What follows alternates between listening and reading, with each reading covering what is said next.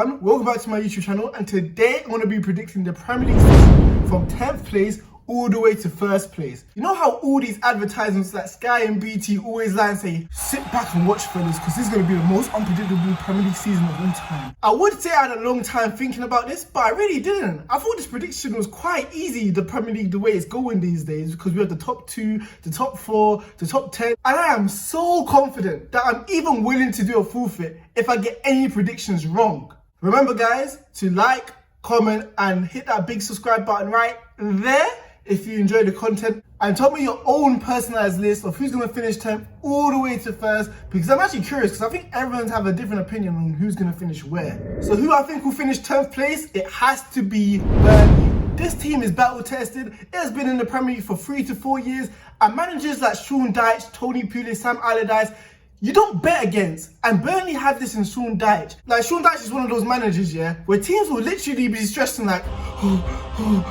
we're at 15 points off safety. We're at 10 points off safety. How are we going to come back? He'll literally be like, no sir, not me.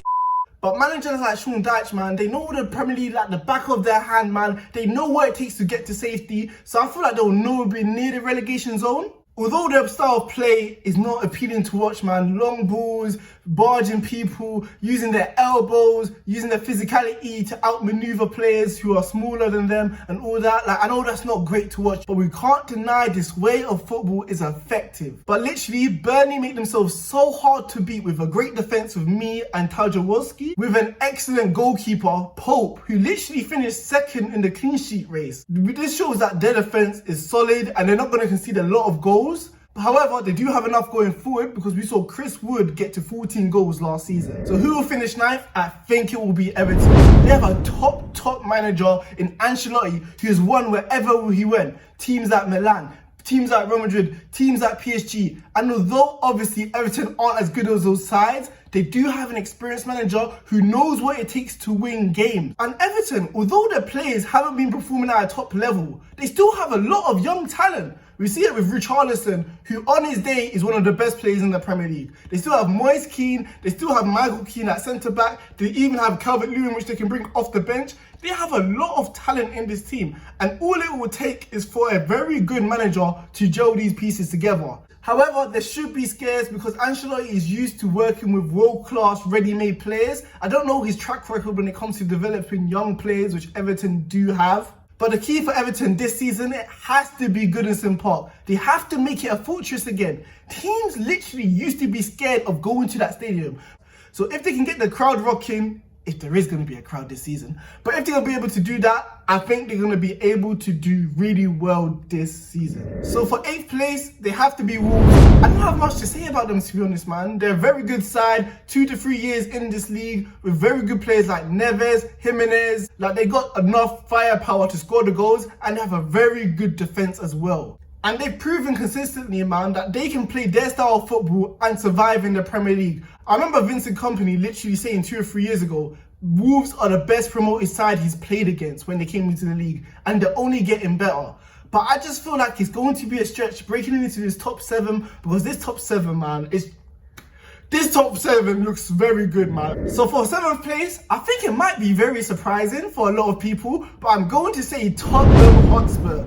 I am predicting Mourinho to get sacked this season if Daniel Levy will actually spend money, which probably he won't, man, because he won't even spend money buying new players. So why would he spend money sacking the manager? But honestly, man, I think Mourinho and Daniel Levy are just the worst match we've seen in the Premier League for a very long time. It's like mixing cereal and ketchup, man. You don't mix those two, man. They just don't work. Mourinho is the type of manager who needs a lot of money to spend to be successful. We saw it with Chelsea signing Costa, Fabregas. So why does he think that Daniel Levy is going to back him financially when Daniel Levy always wants to back the youth because he does not want to reach into his pocket? Don't look at me like I owe you anything. Man, when Mourinho doesn't get his way, it can go from bad to worse. We saw it with Man United when he didn't sign Harry Maguire. He threw a massive fit in the media, all the press conference saying we need a centre-back. This is going to be a massive headache for Spurs to deal with for the entirety of the season. And also, Mourinho's team, man, it does not have an outfit of a Mourinho side. We have known Mourinho to win on tight margins, winning 1-0, 2-1. But this type of formula of how Mourinho is successful, it relies on experienced players. Players like Ivanovic,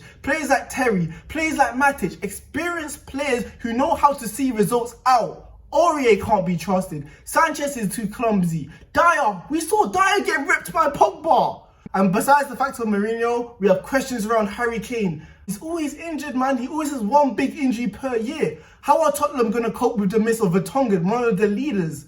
How are they going to cope with an aging Alderweireld? For 6th place, I am predicting Leicester to finish. They have a top manager in Brendan Rodgers, and they got top players as well. Players like Maddison, players like Vardy, who finished top goal scorer last year. They have a great defender in Solanke. They have a great defender in Pereira playing fullback. They have a lot of talent on their side, so I don't see them slowing down. And although players like Churo will be a big miss next season, I still feel like Leicester have the know-how to make the right signings so they won't miss those players. We even saw it with Maguire when he got replaced with Solanke. Player for player that started 11 can compete with any team next season. The reason why I feel like they won't finish in the top 4 this season, because we saw it last season, the pressure got to them. They were third by like 10 to 12 points before the lockdown, and after that they literally choked that away. And on top of that, they have the Europa League this season, which will be a very big challenge. So from 6th to 4th place, I honestly think it's going to be a dogfight. It's going to be a slugfest. Everyone's going to be competing like it has been for the last 2 to 3 seasons. So 5th place, I have Arsenal. I feel like Arteta is a very good manager. I rate him so highly. If you watched my Aubameyang video, you would have seen how much praise I had for him, man. Because I really feel like he brings confidence, he brings passion, he brings desire into this new Arsenal side. We saw it last season, man. They have such a bad defense, and he was able to organize them and to keep a lot of clean sheets under that side. But the season coming up, I feel like players like Pepe, players like Lacazette, they're going to step up and help Aubameyang, man, because this guy's been crying out for help for so long. Help! I need some help! Where are you? But Arsenal do have a little bit of depth. Their goalkeepers, Leno, Martinez, have proven to be top goalkeepers in the Premier League, and even their fullbacks, Tierney and Bellerin. But I don't want to sound like a broken record every single year when it comes to Arsenal. Are they going to buy a centre-back? Are those owners really invested in the football club? It's the same questions every single year. And because of these same questions, I don't think they're going to be able to fix that big gap in the centre-back. Luis, joke man. Socrates, not great.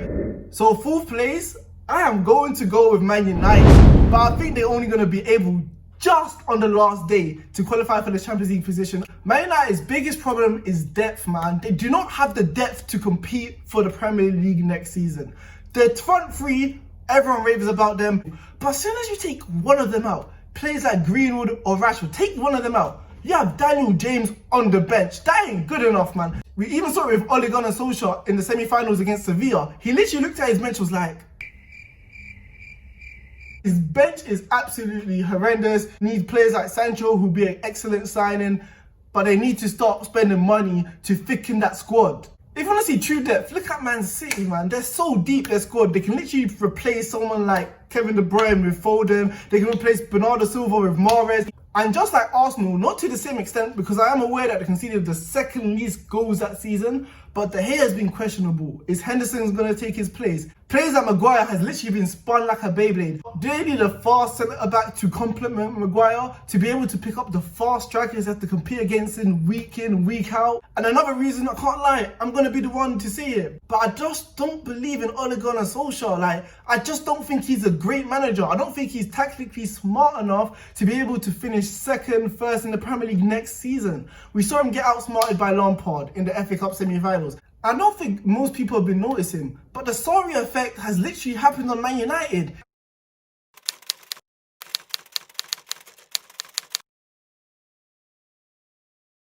Think about it. If Man United lost that game against Leicester, would everyone really be believing in Ole Gunnar Solskjaer right now? It's by tight, thin margins that everyone has this so much respect for Ole Gunnar Solskjaer when it could have ended horribly wrong. Even managers like Emery, imagine if he won the Europa League final. Do you think Arsenal fans would have turned on his back like that so quickly? So 3rd place, I am going to put Chelsea FC.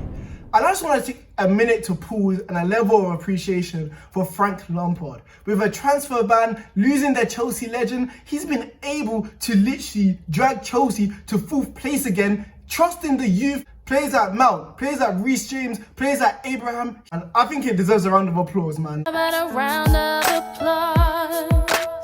But next season he's going to be having a lot of talent, man, with players like Havertz, Ziyech, Werner, top class striker at Bayer Leverkusen, who are finally going to provide Chelsea with quality and excitement. Don't get me wrong, I do love Giroud, I do love Abraham, but they are not on the same level of players like Werner.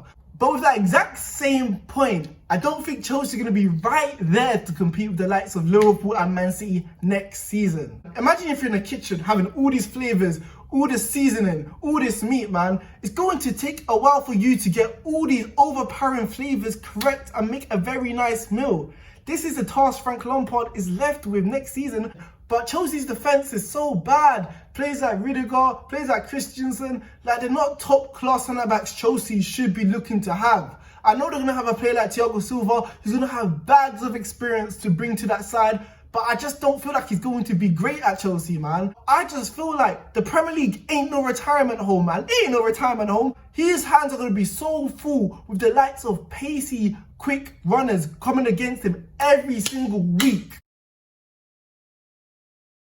I do feel like Liverpool are going to finish second. They came off an historic season, winning the Premier League for the first time in the last 30 years. There's going to be some sort of hangover after this great achievement. It's only natural. And history has shown it's so much harder to defend the Premier League than to win it the first time. So last time we saw a champion go back to back was Man City 2 seasons ago, but after that we have to go all the way back into Man United in the late 2000s, because when you play against the top teams, especially the champion, every team is going to be motivated to knock you off your perch. But the thing is, we just don't have the depth. We have been so lucky in the last 2 seasons. Imagine if Mane or Salah got injured for a very long time. We do not have the likes of Mahrez off the bench like Man City do. We saw it last season, man. We saw Laporte got injured. We saw what it done to that Man City side. Imagine if Liverpool lost Van Dijk. God forbid, man. God forbid, man. It could literally change the whole of our season. So for first place, you could probably guess it, man. So drum roll, please. It's going to be Man City. I feel like Man City is seeking vengeance. Like, they're going to remember how they lost the league by 20 points. They're going to remember being humiliated by Lyon in the Champions League quarterfinals. And we have literally seen Man City be beaten 3-0, 2-1 by top sides in the Premier League. And whichever team they had to face the week after, they have always suffered. Let it be Burnley 5-0, let it be Southampton 7-0, let it be Watford 6-0. Like, all these teams have suffered at the wrath of Man City. But this whole season, I think Pep Guardiola is going to instill a factor of competitiveness, desire, passion to rewrite the horrible wrongs which occurred last season. But the biggest worry last season was their defence. Fernandinho had to play centre-back and cover for the injured Laporte, but they have addressed this issue, having Nathan Ake, who's comfortable on the ball, who's a quick centre-back. And literally, like I've said throughout this whole video, Man City got depth for days, man. They have so much world-class talent on the bench. And even though they lost the likes of David Silva, I do have a feeling that Phil Foden will have a very good season this year to make up for that miss. And I don't even want to talk about Man City if they get Lionel Messi. I don't want to talk about that. That's ridiculous. I don't want to talk about that. Cancel the season. They'll win it by autumn. But yeah, guys, remember, if you like this video, remember to like, comment, and subscribe. Peace out. I'll see you in the next video.